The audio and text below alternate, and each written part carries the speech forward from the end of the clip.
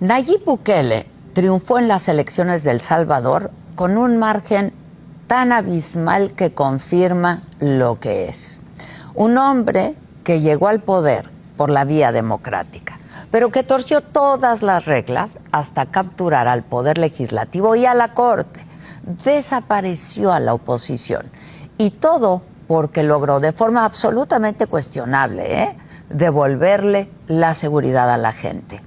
Bukele tomó el miedo a las pandillas, lo politizó y a cambio las personas le concedieron derechos que habían ganado. En El Salvador hoy no hay democracia. Bukele se vendió como un político outsider, de fuera, aunque en realidad nunca lo fue, porque la empresa de su familia estaba ya vinculada con el Frente Farabundo Martí para la Liberación Nacional, o el FMLN, como lo llaman y lo conocen en El Salvador y en el mundo. Y tras haber sido alcalde de Nuevo Cuscatlán y también de San Salvador, terminó haciendo todo lo posible por ser expulsado de ese partido cuando le negaron ser candidato presidencial. Luego de la expulsión, se puso el traje de mártir, que le queda muy bien, y con un nuevo proyecto político se vendió como un aspirante que rompería los paradigmas de la vieja clase política. Nada más alejado de la realidad. Lo que hizo fue capitalizar los errores del bipartidismo en su país y tomó la bandera de la indignación y prometió solucionar los grandes problemas de El Salvador con tecnología al estilo millennial. Habló de sus enormes criptosueños para hacer un Bitcoin, que es una moneda de uso corriente. Por cierto, un proyecto con cargo al erario que no ha tenido mayor éxito. Una vez que triunfó y que llegó a la presidencia, mostró su rostro autoritario. Entró en febrero del 2020 con militares armados al Congreso exigiendo que le dieran 109 millones de dólares para poner en marcha un plan de seguridad del que solo él conocía los detalles. Recién iniciada la pandemia, fue aplaudido por declarar en cuarentena al país y dar apoyos de $300, pero también por detener a cualquier ciudadano que no respetara las restricciones de movilidad. Ya entonces demostraba su mano dura, ese comportamiento paternalista, diciendo que la medicina para corregir el rumbo del país sería amarga. Y en efecto, Bukele tiene a El Salvador en estado de excepción. Desde el 27 de marzo del 2022, algo que no sucedía desde que acabó la Guerra Civil en 1992.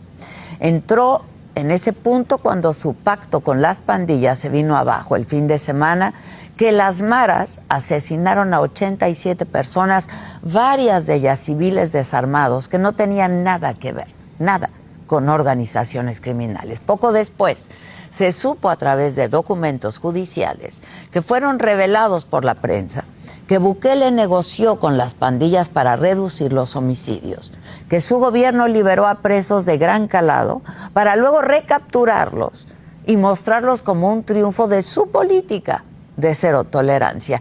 Incluso la semana pasada se supo que Bukele estuvo dispuesto a pagar $1 millón al cártel Jalisco Nueva Generación para que secuestrara al líder de la Mara Salvatrucha y lo entregara al gobierno.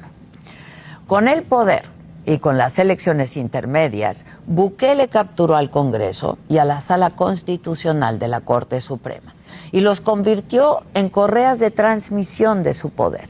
Consiguió reelegirse por una interpretación muy torcida de la ley e hizo campaña a través del miedo, de decirle a la gente que sin él en el poder volverían las maras a las calles, porque así de frágil es lo que presume como un logro.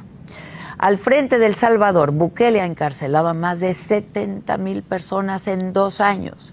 En las prisiones han sido asesinadas 185 personas que estaban bajo custodia del Estado, de acuerdo con la organización Cristosal. Alrededor del mundo, ONGs y activistas han señalado graves violaciones de derechos humanos, detenciones arbitrarias, ausencia de garantías en los juicios y que a pesar del montón de detenciones hay muy pocas sentencias. En El Salvador, bajo el régimen de excepción de Bukele, se encarcela a quien sea, porque no existe presunción de inocencia, porque militares llegan a las casas a sacar gente para detenerla. Eso es vivir en un régimen de excepción. Bukele es incapaz de presumir otra cosa que no sea atestar las cárceles de personas sin importar si son culpables o no. Mientras la tasa de pobreza en El Salvador sigue siendo una de las más altas de América Latina, alcanzando un 28.4%.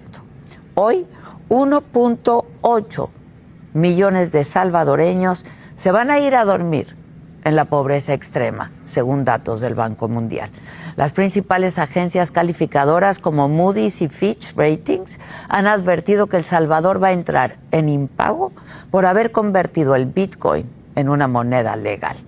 Bukele no tiene nuevas ideas, como llamó a su partido político. Lo que tiene son ideas autoritarias, miedo a la libertad de prensa, terror a la crítica, pavor de que caiga el telón sobre él y se descubra que en realidad es un farsa.